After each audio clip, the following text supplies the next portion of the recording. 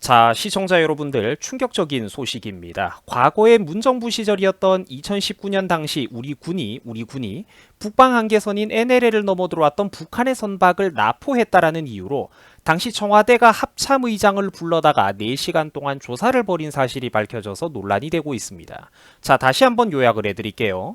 우리 군이 북한 선박을 납포했다라는 이유로 군의 최고위 책임자가 청와대에 불려 들어가 가지고 4시간 동안 조사를 받고 사실상 혼이 난 거죠. 혼이 나다가 왔다라는 겁니다.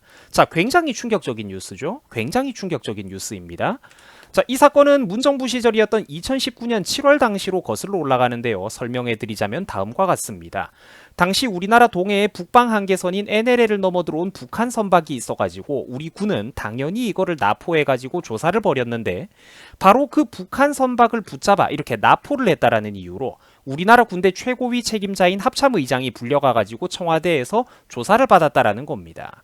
자, 북한 선박을 납포하지 말고 그냥 보내주라고 했는데 왜 이런 지시를 어겼느냐? 청와대의 뜻을 네가 왜 거슬렀느냐? 사실상 지금 그런 식이라는 거죠. 맞는 거 아닙니까, 여러분들, 그죠? 그래서 이게 군 서열 1위를 불러다가 사실상 외압을 행사하고 모욕을 줬다라는 게 밝혀져 가지고 정권이 바뀌고 나서야 이제야 이런 사건의 흐름들이 밝혀져서 현재 많은 사람들이 비판을 하고 있는 겁니다.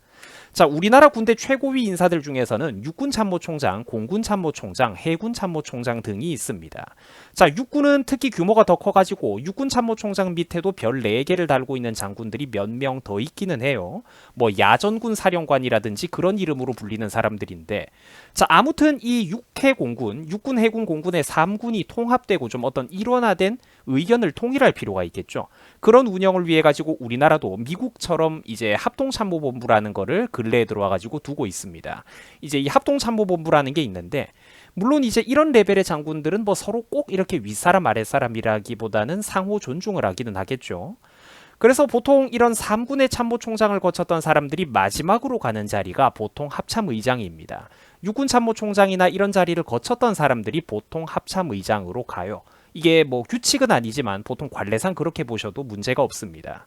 자, 아무튼 그래가지고 이 군대에서 합참의장이라는 자리는 국방부 장관 같이 사실상 반정치인인 경우와는 별개로 일반 군인들 중에서는 진급해가지고 올라갈 수 있는 끝판왕, 가장 명예롭고 최고봉의 어떤 마지막 자리인데, 가장 명예롭고 중요한 그런 자리인데, 이런 군사작전의 최고 책임자인 그런 고참, 합참의장을 북한 선박 납포하지 말라는 청와대의 지시를 거슬렀다라는 이유로 청와대 민정이 불러다가 일개 행정관 이런 애들이 조사를 한다라는 이런 거는 굉장히 푸대접과 갑질이라는 거죠. 이게 그래서 그 유래를 찾아보기 어려운 사건이라고 사람들이 입을 모아 말하고 있습니다. 물론 저 같은 경우에는 지난 수년 동안 문정부를 수도 없이 비판을 했던 사람이지만 제가 진짜 이런 식으로 디테일한 사건들을 하나하나 그 내박을 새롭게 알게 될 때마다 진짜 와, 감탄이 나온다 그런 생각이 들더라고요. 감탄이 나오더라고요. 그래서 제가 좀 설명을 드리자면은 2019년 7월 27일 밤 11시 21분쯤 당시 갑자기 북한의 선박 하나가 NLL을 지나가지고 우리나라 바다로 넘어 들어오는 그런 사건이 있었습니다. 자, 당시 박 의장과 군 당국은 해당 북한 선박이 어선 선단에 포함되어 있지도 않았고 단독으로 심야의 해안선을 따라가지고 남하한데 주목을 해서 이게 그러니까 정찰 등의 목적이 있는 어떤 대공 용의점을 가지고 있는 게 아닌가, 납포를 해가지고 조사를 해봐야 되겠다 이렇게 판단을 했었다고 합니다. 뭐 지극히 일반적이고 정상적인 대응을 한 거죠. 북한 선박이 어선 선단에 포함되어 있지도 않고 단독의 심야에 이렇게 해안선 따라오니까 당연히 이게 뭔가 해안선을 정찰하는 건가 대공 용의점이 의심이 된다라는 거죠. 일반적이고 정상적인 대응을 그때 당시 군 당국이 했던 거예요. 자, 그런데 문정부 청와대에서는 이거를 불편하게 바라봤다라는 겁니다. 어딜 감히 북한 상국인데 그 북한의 선박을 붙잡으려고 하느냐 이렇게 으름장을 놓는 거죠. 그래서 당시 청와대 안보실은 북한 선원들이 항로 착오라고 자기들이 주장했다라는 이유로 납포하지 말고 그냥 돌려보내라고 이렇게 압력을 넣었다라는 겁니다. 자, 기가 막히죠. 자, 당시 박 의장과 군 당국은 당시 정경두 국방부 장관에게 상황을 보고해가지고 납포하겠다고 승인도 받았고, 그래서 북한 선박을 합동신문조가 제대로 조사할 수 있도록 동해항으로 예인 배를 끌고 와서 조사하도록 했었다라고 합니다. 자, 결국 군 당국은 신병을 확보한 지 37시간 뒤에 뭔가 잘 안 되긴 했나 봐요. 대공용 의점이 없고 귀순 의사도 없는 사람들이라는 걸 확인했다라면서 북한 선원 3명을 선박과 함께 그냥 북으로 다시 송환을 해줬다라고 합니다. 자, 그런데 그로부터 10일 뒤 8월 달이 돼가지고 이 정도 조치조차도 문제가 됐던 거예요. 심기가 불편해진 문정부 청와대 민정비서관실에서 박 의장을 따로 이렇게 불러서 소환을 해가지고 무려 4시간 동안이나 왜 청와대 안보실의 지시를 제대로 따르지 않았냐고 집중적으로 조사를 했다라는 겁니다. 이게 말이 좋아서 조사시 사실상 혼난 거죠, 사람이. 결국 사람들은 이거를 두고 북한의 눈치보기다, 항상 있었던 그 가짜 평화 무드를 조성했던 것이다, 대화 타령에 집착을 하고 있었다, 이렇게 보고 있고, 더불어서 합참의장을 청와대에 불러다가 조사까지 하는 이런 행동들은 사실상 군 길들이기를 했던 것이다, 이렇게 비판들이 나오고 있는 상황입니다. 자, 이제 그래가지고 정권이 바뀌었으니까 비교적 자유롭게 말할 수 있다라는 거죠.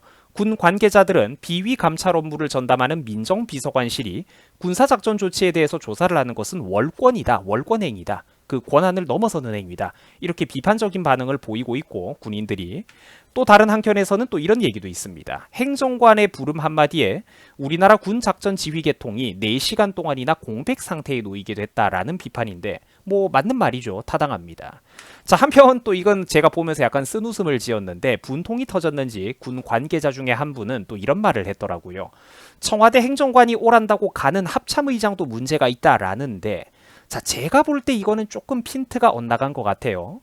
자, 물론 분통이 터지는 군인들의 심정은 제가 이해를 합니다만, 솔직히 현실적으로 대한민국 역사에서 청와대라고 하는 기관은 우리나라에서 특수성, 상징성이 있었죠. 대통령이 있는 기관이기 때문에 청와대 행정관 누구가 부른다라고 해도 사실상 그 뒤에서 누구의 심사가 불편하고 누구의 심기가 반영된 건지에 대해서 일반 군인이나 공무원들은 생각을 안 할 수가 없습니다. 압박감이 든다라는 거죠. 하급자인 군인과 공무원 입장에서 청와대가 오라고 불렀는데 못 가겠다라고 하는 게 현실적으로 되겠습니까? 어딜 뭐 행정관 계급인 네가 나를 부르느냐, 더 높은 책임자, 뭐 비서실장 이런 사람을 통해 가지고 네가 다시 호출을 넣어라, 이런 식으로 반응하는 거는 현실적으로 어렵다라는 거죠. 오라고 하면은 보통은 군말 없이 가는 거죠.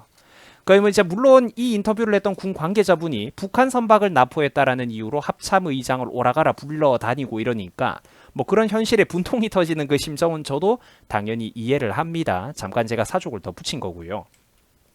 자, 아무튼 그래서 우리의 초점은 하나로 모아야 되겠죠. 비판 핵심의 몸통, 비판의 핵심은 북한 선박을 납포했다라는 이유로 합참의장을 불러다가 망신을 줬던 문정부의 청와대가 가장 나쁜 것이다. 이렇게 우리가 비판의 포인트를 모아야 될 것 같습니다.